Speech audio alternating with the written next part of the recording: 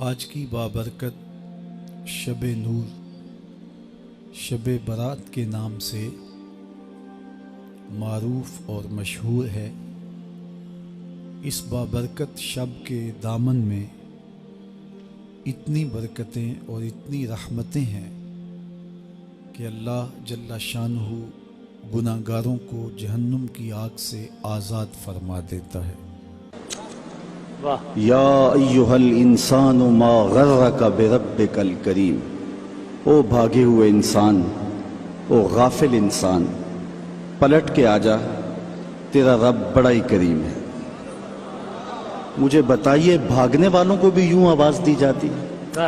کبھی آپ نے مجرم کا تعاقب کرتے ہوئے پولیس کو دیکھا ہوگا، سخت گیر استاد کو شاگرد کے پیچھے چلتے ہوئے بھاگتے ہوئے دیکھا ہوگا۔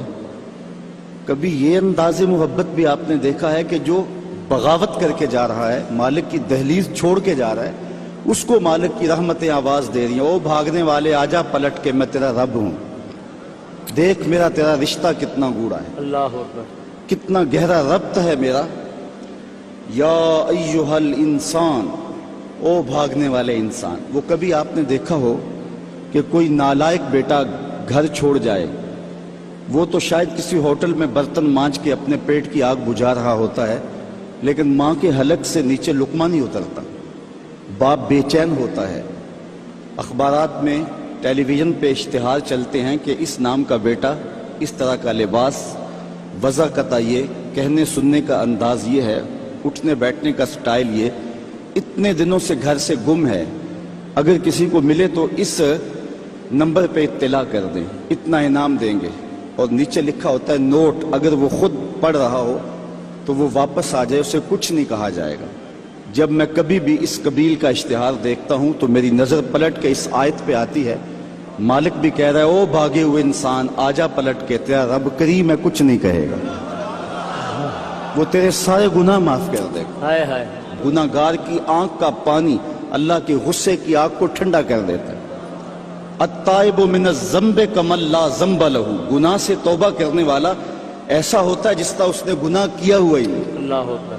بلکہ رسول اللہ صلی اللہ علیہ وسلم نے ارشاد فرمایا ایک مثال کے ساتھ کہ کوئی شخص صحرا کا سفر کر رہا ہو تو راستے میں وہ سستانے کے لیے کسی درخت کے نیچے سو جائے، اس کا سامان، اس کے سفر کا سارا توشہ اس کی سواری پہ تھا، اچانک آنکھ کھلی تو دیکھا کہ سامان نہیں ہے، سواری بھی نہیں ہے، وہ دائیں بائیں بھاگا، لیکن اس نے دیکھا کہ سواری کے آثار دکھائی نہیں دیتے، اور صحراؤں میں سواری کا اور سامان خورد و نوش کا ختم ہو جانا سیدھی سیدھی موت ہوتی ہے، تو وہ موت کے انتظار میں درخت کے نیچے دوبارہ آ کے لیٹ جاتا ہے، اس کی آنکھ لگ جاتی ہے، پھر اچانک آنکھ کھلتی ہے تو دیکھتا ہے کہ وہ سواری ماں ساز و سامان کے پاس کھڑی ہے، تو سواری کیا ملی اس کو؟ زندگی مل گئی۔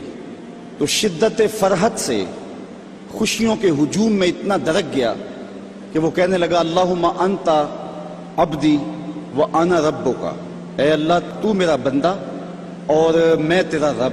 کہنا اس نے یہ تھا کہ تو میرا رب اور میں تیرا بندہ، لیکن خوشیاں اتنی تھی، جب بھی تیری قربت کے امکان نظر آئے ہم اتنے خوش ہوئے کہ پریشان نظر آئے۔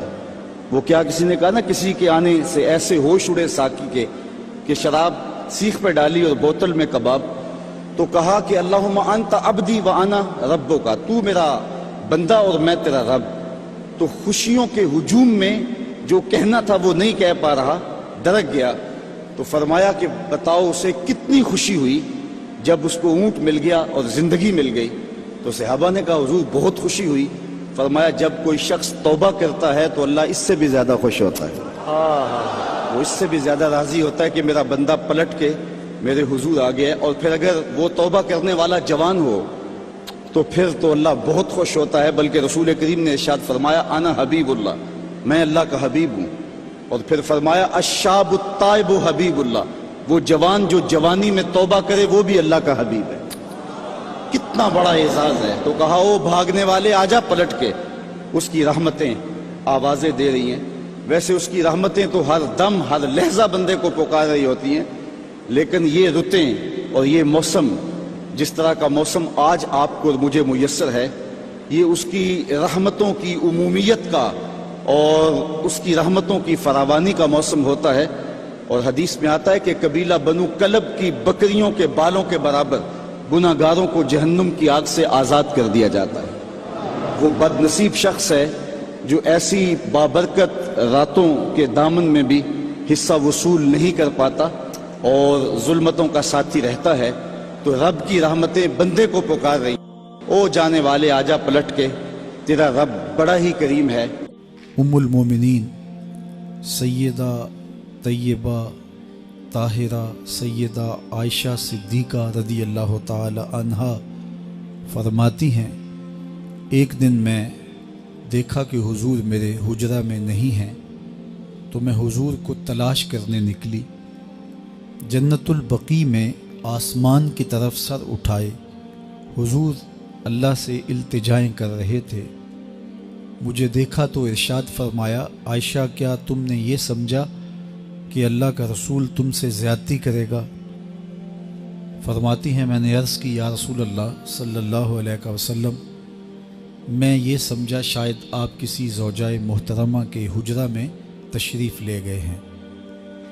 فرمایا آج لیلۃ النصف من شعبان، شعبان کی 15ویں رات ہے، درمیانی شب ہے۔ اس رات کو اللہ تعالی جل شانہ آسمان دنیا پہ نزول اجلال فرماتا ہے اور قبیلہ بنو کلب کی بکریوں کے بالوں سے زیادہ لوگوں کو جہنم کی آگ سے آزاد کر دیتا ہے۔ قبیلہ بنو کلب عرب کا بہت بڑا قبیلہ تھا جو بھیڑ بکریاں پالتے تھے اور لاکھوں کی تعداد میں ان کی بکریوں اور بھیڑوں کے ریوڑ تھے۔ تو اس قبیلے کی بکریوں کے بالوں سے بھی زیادہ گناہ گاروں کو جہنم کی آگ سے آزاد کر دیا جاتا ہے۔ تو یہ وہ بابرکت شب رحمت ہے، شب نور ہے، جس کے دامن میں اتنی برکتیں ہیں کہ کوئی محروم نہیں رہتا۔ صرف وہ بد نصیب لوگ جو شرک میں مبتلا ہیں، جو سخت کینہ پرور ہیں، جو قطع رحمی کرتے ہیں، قاتل ہیں، عادی شرابی یا بدکار ہیں، انہیں اس مبارک رات میں محروم رکھا جاتا ہے، ورنہ اللہ کی رحمتوں کا عموم اس بابرکت راتوں میں اس قدر ہوتا ہے کہ کوئی گناہ گار جو اس کے حضور ہاتھ دعا کے لیے اٹھاتا ہے اور اپنا دامن پھیلا کے اس کی رحمتیں مانگتا ہے، اسے محروم نہیں رکھا جاتا، بلکہ اللہ سب گناہ گاروں کو جہنم کی آگ سے آزاد کر دیتا ہے۔ ایک روایت میں آتا ہے کہ اللہ لیلۃ النصف من شعبان، شعبان کی 15ویں رات کو آسمان دنیا پہ اپنی رحمتوں سے جلوہ گر ہوتا ہے اور فرماتا ہے کوئی رزق مانگنے والا، میں اس کی جھولیاں بھر دوں، ہے کوئی مغفرت طلب کرنے والا، میں اس کے گناہ معاف کر دوں، ہے کوئی مجھ سے عافیت مانگنے والا، میں اس کو عافیتوں سے نواز دوں، ہے کوئی فلاں چیز مانگنے والا، ہے کوئی فلاں چیز مانگنے والا، اس کی رحمتیں آواز دیتی ہیں اور یہ آواز غروب آفتاب سے لے کر کے طلوع فجر تک مسلسل بندوں کو دی جاتی ہے، اور بندے اس کے حضور اگر دستے طلب دراز کریں، اپنی جھولی پھیلائیں، تو اللہ تعالیٰ ان کو ان کے مانگنے سے بھی زیادہ عطا فرماتا ہے۔ اس امت کو اللہ تعالیٰ نے اس طرح کی راتیں دے کر کے مغفرت، بخشش، غفران اور رحمتوں کی فراوانی نصیب کی ہے۔ میرے حضور نے ارشاد فرمایا، ایک شخص صبح سے لے کے ظہر تک مزدوری کرتا ہے، اس کو ایک قیرات ملتا ہے۔ ایک ظہر سے لے کر عصر تک مزدوری کرتا ہے، اس کا وقت تھوڑا ہے لیکن اس کو بھی ایک قیرات ملتا ہے۔ اور تیسرا شخص عصر سے لے کر مغرب تک مزدوری کرتا ہے، اس کو 2 قیرات ملتے ہیں۔ جبکہ اس کا وقت دونوں سے کم ہے۔ فرمایا پہلی مثال یہود کی ہے، دوسری مثال نصارہ کی ہے، اور تیسری مثال میری امت کی ہے کہ اس کو تھوڑے عمل پر زیادہ ثواب دیا جاتا ہے۔ تو یہود اور نصارہ نے اس پہ برا منایا تو حضور علیہ السلام نے فرمایا کہ اللہ نے ان کے اجر میں تو کمی نہیں کی، لیکن مسلمانوں کو زیادہ اجر دے دیا، تو یہ اس کی کرم نوازی ہے۔ تو یہ تھوڑے وقت کی عبادتیں اور چند راتوں کی بیداری اور مخصوص اوقات میں اللہ کے حضور عبادت و ریاضت ایک گناہگار کو کہاں سے کہاں تک پہنچا دیتی ہے، اس کے گناہوں کی معافی کا ذریعہ بھی بنتی ہے اور درجات کی بلندی کا سبب بھی۔ دیکھیے لیلۃ القدر ایک رات 1000 مہینے کی عبادتوں سے بہتر قرار پاتی ہے۔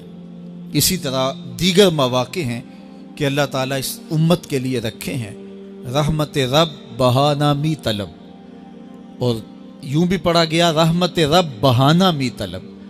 اس کی رحمتیں قیمت نہیں مانگتی اور اس کی رحمتیں بہانہ تلاش کرتی ہیں، تو وہ اپنے بندوں کو بخشنے پہ آمادہ ہے اگر وہ اپنا دامن طلب پھیلائیں۔ قرآن مجید میں ایک مقام دیکھیے کتنا دل آویز ہے، فرمایا ما یفعل اللہ بعذابکم، اللہ تمہیں عذاب دے کے کیا کرے گا؟ اس کی یہ چاہت نہیں ہے کہ تمہیں عذاب میں مبتلا کرے، اس کی چاہت یہ ہے کہ تم اس کی چوکھٹ پہ آؤ، جھولی پھیلاؤ، اس سے خیرات اور رحمت مانگو، اور وہ تمہارے ماضی کے سارے گناہ معاف کر کے، ساری غلطیاں معاف کر کے تمہیں اپنی رحمتوں سے مالا مال فرما دے۔ تو وہ بندوں کو بخشنے پہ، بندوں کی مغفرت کرنے پہ آمادہ ہے اور اس کی رحمتیں بہانے تلاش کرتی ہیں۔ اللہ اکبر۔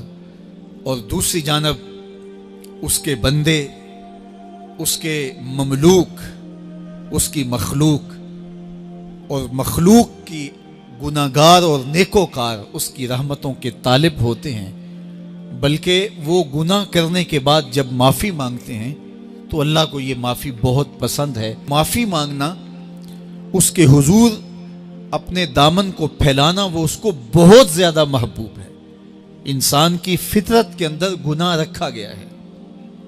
آگ، ہوا، مٹی، پانی، یہ ان 4 چیزوں کا مرکب ہے۔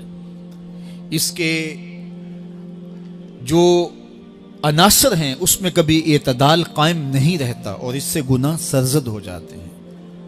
گناہ کرنے کے بعد بندے کا اس گناہ پہ اصرار کرنا، اڑ جانا، ضد کرنا، توبہ نہ کرنا اللہ کو یہ پسند نہیں، لیکن اگر اس سے گناہ سرزد ہو جائے تو پھر وہ توبہ کر لے تو اللہ کو یہ بہت زیادہ پسند ہے۔ جو اس سے ہو سکے نیکی وہ اللہ کے حضور پیش کرے، لیکن اس کے اندر جو شر رکھی گئی ہے، اس کے اندر جو قوتیں گناہ کی رکھی گئی ہیں، اس سے اگر اس سے گناہ سرزد ہو جائے تو پھر وہ اللہ سے توبہ کرے، اللہ کی طرف رجوع کرے، تو اللہ اس کی توبہ کو نہ صرف قبول کرتا ہے بلکہ اس کے گناہوں کو معاف کرتا ہے اور گناہوں کو بدل کے نیکیوں میں تبدیل کر دیتا ہے۔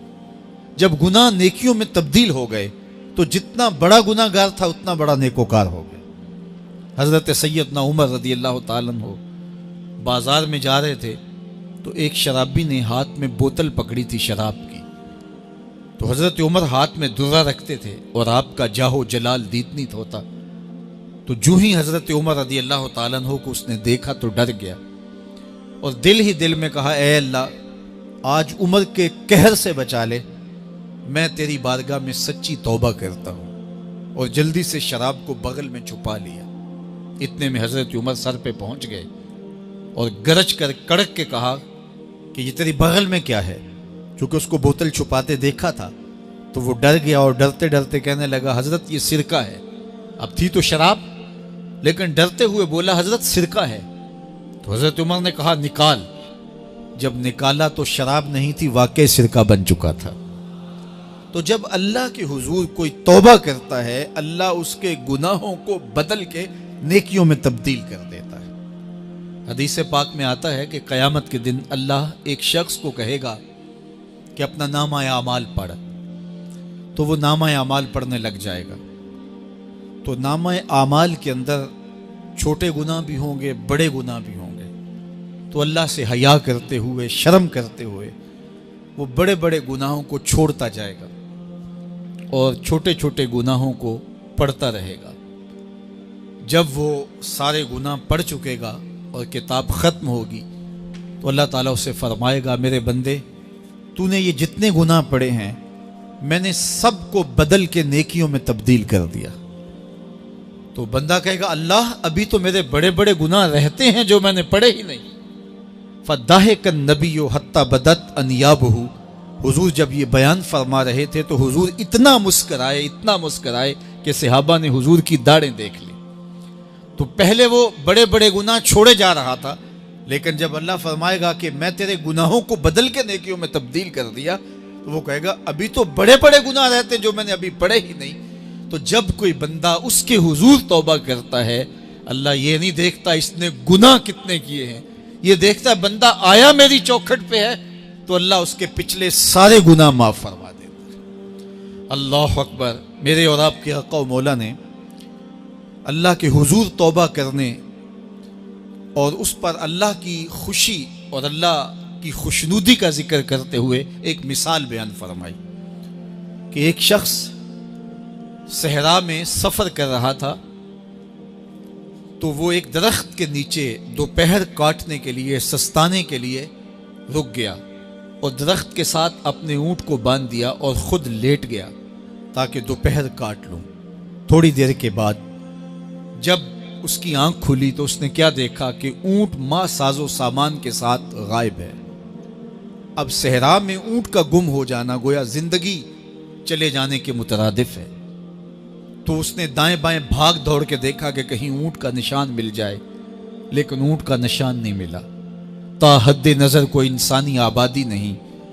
وہ بھاگا اور تھک ہار کے دوبارہ اسی درخت کے نیچے بیٹھ گیا اور پیاس سے ہلکان ہوا جا رہا تھا اور درخت کے ساتھ ٹیک لگا کے لیٹ گیا اور موت کا انتظار کرنے لگا.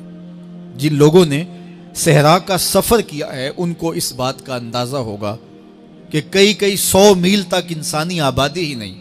اب نہ کچھ کھانے کے لیے بچا، نہ کچھ پینے کے لیے بچا. اونٹ بھی غائب ہو گیا، توشہ بھی ساتھ ہی چلا گیا. تو اب ظاہر ہے سیدھی موت ہی نظر آ رہی ہے. تو وہ اس درخت کے ساتھ ٹیک لگا کے بیٹھ جاتا ہے اور موت کا منتظر ہوتا ہے. تھوڑی دیر کے بعد پھر اس کی دوبارہ آنکھ لگ جاتی ہے. جب دوبارہ آنکھ لگتی ہے تو تھوڑی دیر بعد پھر آنکھ کھلتی ہے.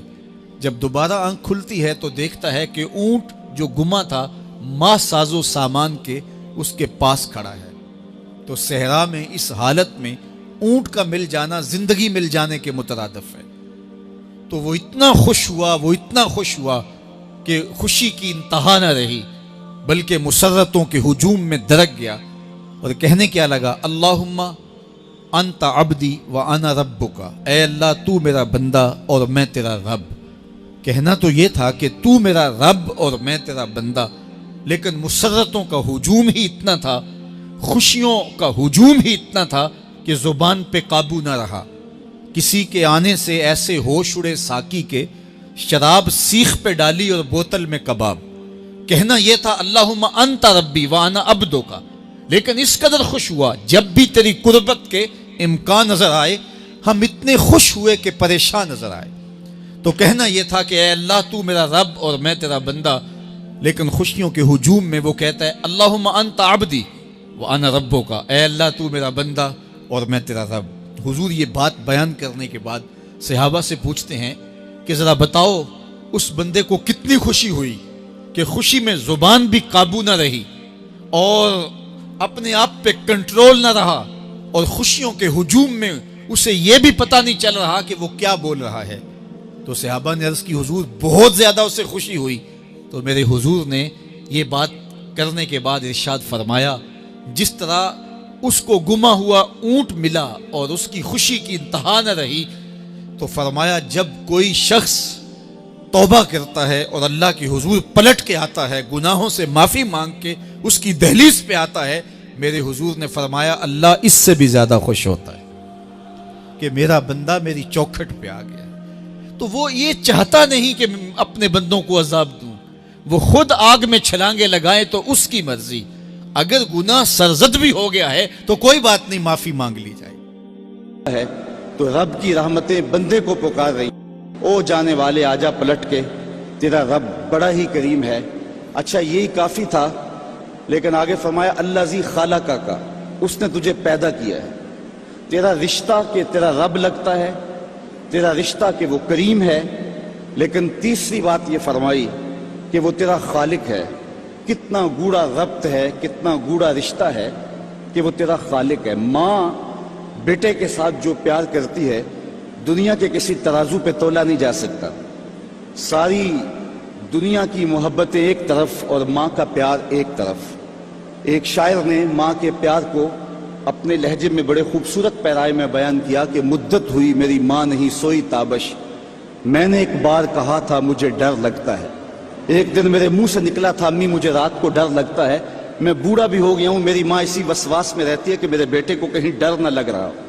تو بیٹے کے لیے یہ امٹتی ہوئی محبتیں، یہ پیار کے جذبات، بلکہ میں کہتا ہوں کہ آج بازار جائیں تو کوئی شے خالص نہیں ملتی، ماں کا پیار آج بھی کھرا ہے، ماں کا پیار آج بھی سچا ہے۔ سمندر کی پاتال تک تو شاید کوئی پہنچ گیا ہو، لیکن ماں کے پیار کا کنارہ آج تک کسی کو نہیں ملا۔ ماں جب بولتی ہے تو اس کے لہجے میں جبریل بولتا ہے، ماں جب مسکراتی ہے تو لگتا ہے جنت کی کلیاں کھل اٹھی ہیں۔ اللہ نے اس کے لہجے میں وہ گداز، وہ نرمی، وہ محبت رکھی ہے۔ اولاد کا پیٹ پالنے کے لیے اس کو کسی کے گھر کے برتن بھی مانجنے پڑیں تو ماں اس سے بھی گریز نہیں کرتی۔ شہر میں آ کر پڑھنے والوں بھول گئے ہو کس کی ماں نے کتنا زیور بیچا ہے، مائیں کن کن مراحل سے گزرتی ہیں۔ اچھا میں پوچھتا ہوں ماں کو بیٹے سے اتنا پیار کیوں ہے؟ تو اس کا ایک ہی جواب ہے کہ اس نے بیٹے کو جنم دیا ہے۔ میں اس پہ اپنی گفتگو کو ختم بھی کر دوں تو آپ ناراض نہیں ہوں گے، یہ اتنی خوبصورت بات ہے کہ ماں کو اتنا پیار اس لیے کہ ماں نے بیٹے کو جنم دیا ہے، تو جس نے جنم دیا ہے اس کو اتنا پیار ہے، تو جس نے خلق کیا ہے اس کو کتنا پیار ہوگا۔ سبحان اللہ سبحان اللہ۔ کہا اللہ زی خالقہ کا، اس نے پیدا کیا ہے تجھے، دیکھ کتنا گوڑا رشتہ ہے۔ تو ماں کی گود چھوڑ کے بچہ بھاگ جائے تو ماں کہتی ہے پتر اتنی ٹھنڈی چھاؤں تجھے کہیں نہیں ملے گی، آ جا واپس پلٹ کے۔ تو جب خالق کی دہلیز چھوڑ کے بندہ بھاگا تو اس کی رحمتیں پکارتی ہیں، یا ایھا الانسان ما غرک بربک الکریم، او بھاگنے والے آ جا پلٹ کے، تیرا رب بڑا ہی کریم ہے، وہ تیرے سارے گناہ معاف کر دے گا۔ ہم تو مائل بکرم ہیں کوئی سائل ہی نہیں، راہ دکھلائیں کسے رہ روے منزل ہی نہیں۔ کار ما آخر شدو آخر زما کار نشد، مشت خاک ما غبارے کوچائے یارے نشد۔ جی چاندہ اس رات نو میں محشر دی فجر تک روک لواں، جے وس چلے میرا تے سونے نو حشر تک روک لواں۔ نہ نظر کرم دی چات مکے، نہ اے بات مکے، نہ اے رات مکے، مگر دل کے ارمان پورے ہوئے تھے ابھی، یہ غضب ہو گیا کہ سحر ہو گئے۔